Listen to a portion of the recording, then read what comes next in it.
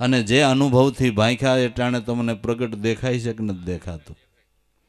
દેવાય તરે પંડિત દાડા દાખવે તને સુણો દેવલ દે નાર આપણા ધણીએ આગમ ભાખ્યા લખ્યા રે ભાખ્યા સોઈ દિન આવશે ને આવ્યા ને એણે જે એની વાણીમાં ગાયું એ બધું આવ્યું કે ન આવ્યું?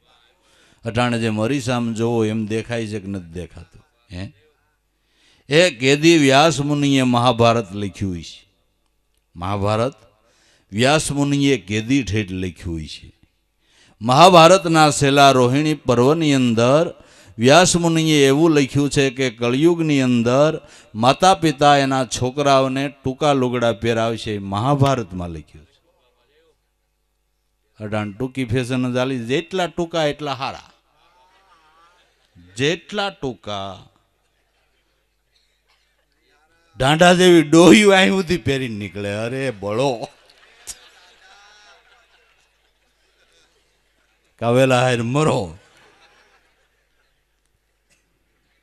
વ્યાસ મુનિને ધન્યવાદ આપવો પડે ને, વ્યાસ મુનિને ધન્યવાદ આપવો પડે ને. હરખાએ કોકના ઘરમાં ધૂળ ખાતું હોય ને તો વાંચી લેજો ને, વાંચી લેજો.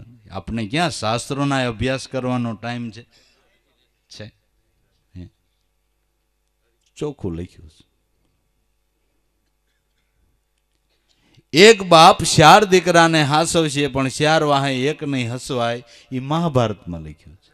લે હવે એક બાપ 4 દીકરાને હાસવશે 4 વાહે એક નહીં હંચવાય. એ મહાભારતમાં વ્યાસ મુનિએ લખ્યું છે. વિધવા સ્ત્રી બધા અલંકારને ધારણ કરશે એ ભાગવતના કળિયુગના વર્ણનની અંદર લખ્યું છે. અટાણે કરે છે કે નથી કરતા?